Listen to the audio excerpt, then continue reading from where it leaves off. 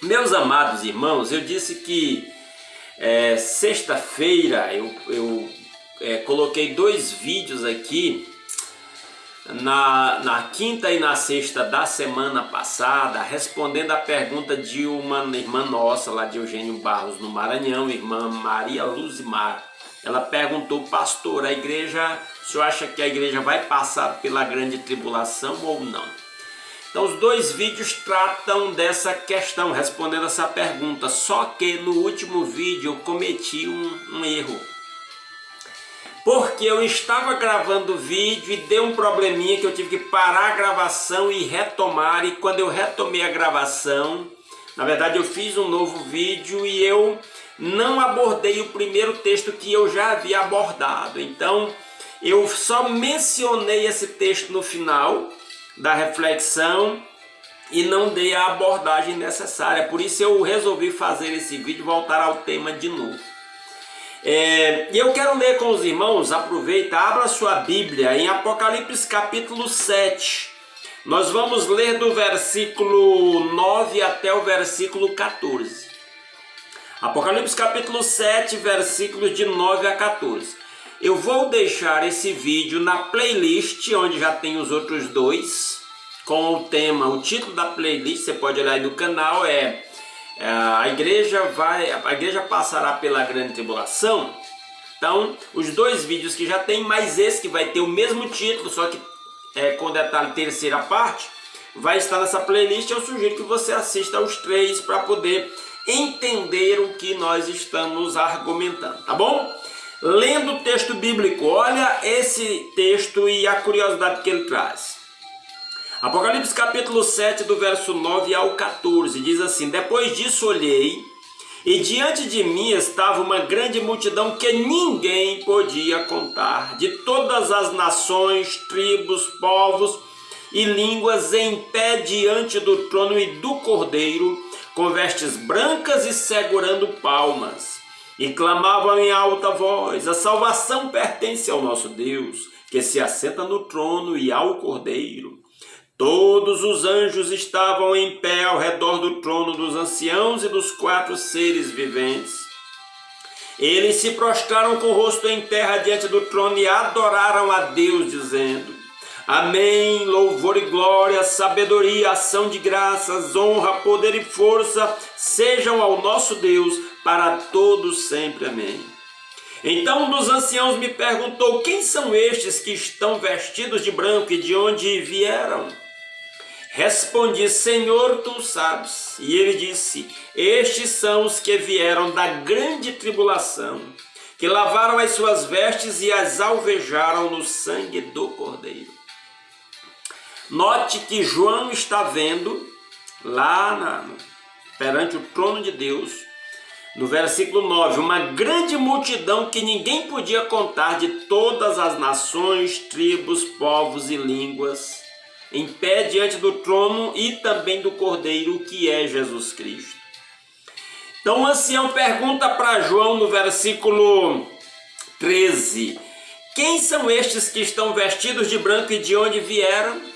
E o João responde: Senhor, tu sabes. E o próprio ancião diz, e ele disse: estes são os que vieram da grande tribulação. Esse texto dá a entender que a igreja veio da grande tribulação. Ela sofreu, ela passou pela grande tribulação. Inclusive tem um detalhe curioso aqui, ele diz: eles vieram da grande tribulação, que lavaram as suas vestes e as alvejaram no sangue do Cordeiro. Muitos entendem que lavar as vestes e alvejar no sangue do Cordeiro significa creram em Cristo, pura e simplesmente. Mas há quem atribua estas palavras aqui aqueles que pagaram a sua fé com a própria vida.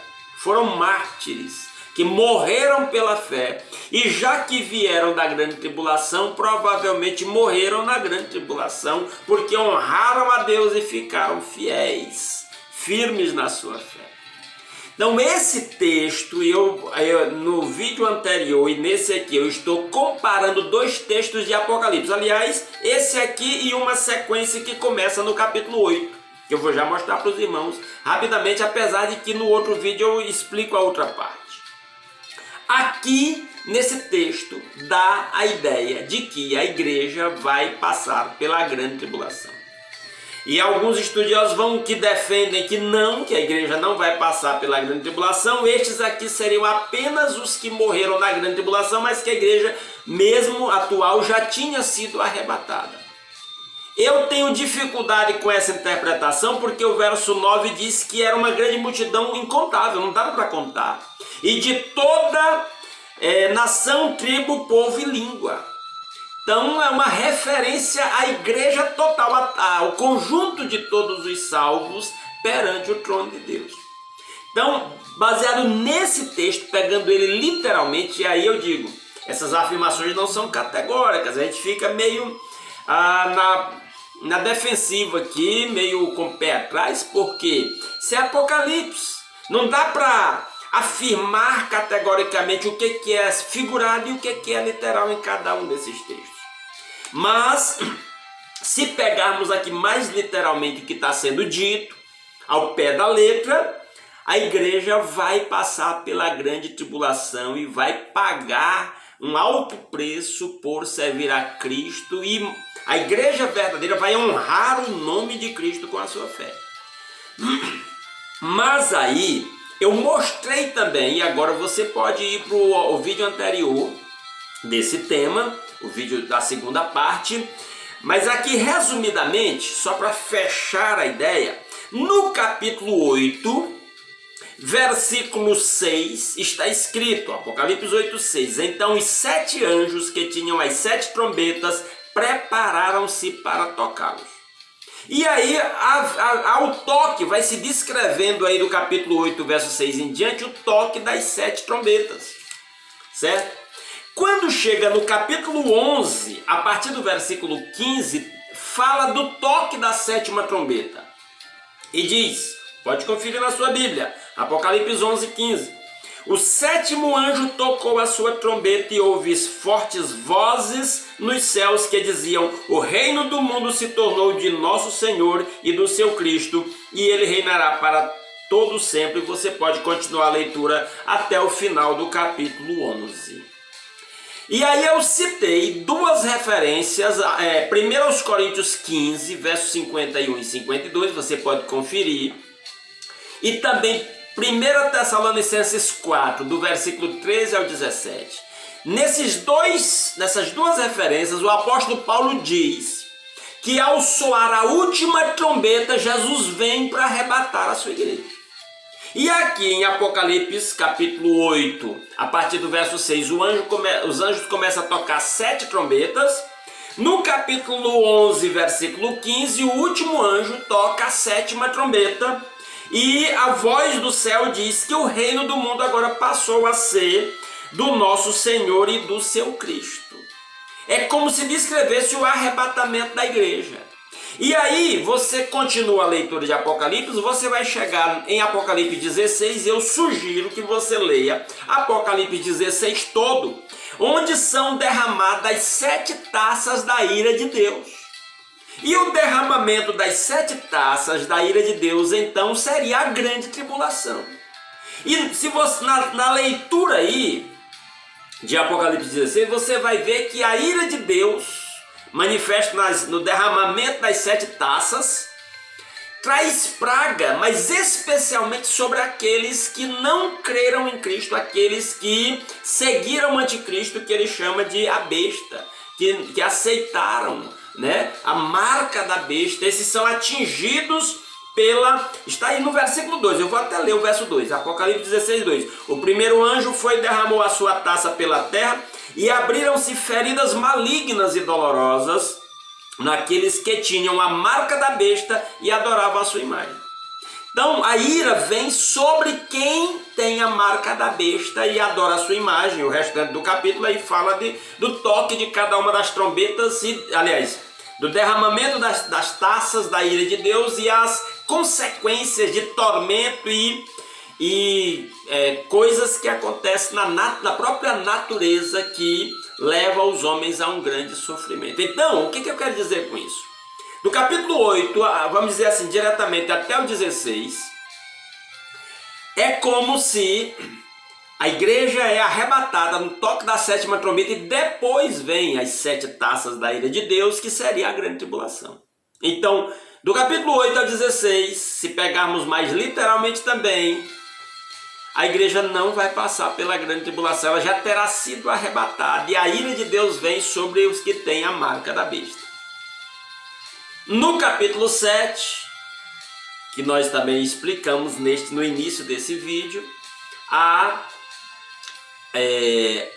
os cristãos, a igreja vai passar pela grande tribulação. E agora ela aparece diante do trono de Deus, uma grande multidão, que ninguém pode contar, de toda nação, tribo, língua e povo, que são aqueles que vieram da grande tribulação. Então a igreja passa pela grande tribulação. A conclusão é a mesma, não muda nada. Eu só quero que você entenda. Desde o começo eu estou dizendo, há textos que dão a entender que a igreja vai passar pela grande tribulação. E há textos que dão a entender que a igreja não vai passar pela grande tribulação. E a minha conclusão qual é? Eu, Arquimedes, não afirmo definitivamente nem que a igreja vai passar pela grande tribulação e nem que a igreja não vai passar pela grande tribulação. O que eu aconselho? Como a Bíblia diz, não abandone a sua congregação, como é costume de alguns, antes admoestemo-nos uns aos outros, tanto mais quanto vedes que se vai aproximando aquele dia. Hebreus 10, 25. Congregue, persevere na sua fé. Romanos 12, 12. Alegrai-vos na esperança, sede pacientes na tribulação, perseverai na oração. Persevere na oração, alegre-se na esperança, seja paciente na tribulação. Mateus 26, 41, vigiai e orai para que não entreis em tentação. O espírito na verdade está pronto, mas a carne é fraca. É isso que eu aconselho para nós. Vamos ouvir estes mandamentos da palavra de Deus e obedecê-los, que quer tenhamos que passar pela grande tribulação, quer que sejamos arrebatados por Cristo antes, o importante é estar servindo a Cristo de verdade. Apocalipse 22, 11, continue o injusto a praticar injustiça, continue o imundo na imundícia. Continue o justo a praticar justiça e continue o santo a santificar-se, seja para passar pela grande tribulação, seja para ser arrebatado.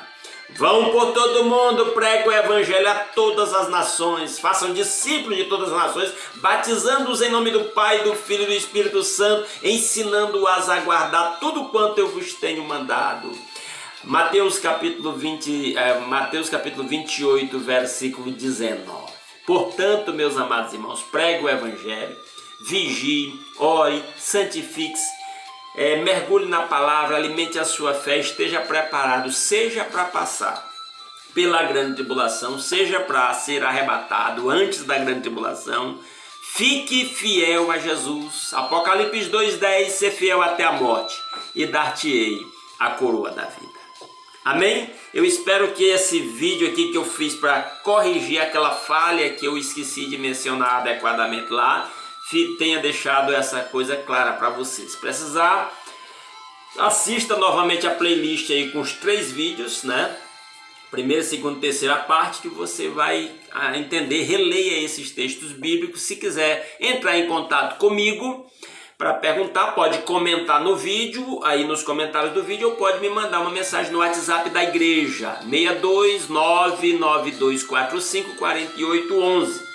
Manda sua dúvida, seja sobre esse assunto ou sobre outro, eu vou ter prazer em ver o que a Bíblia diz sobre a sua indagação e lhe dar uma resposta o mais honesta possível, tá bom?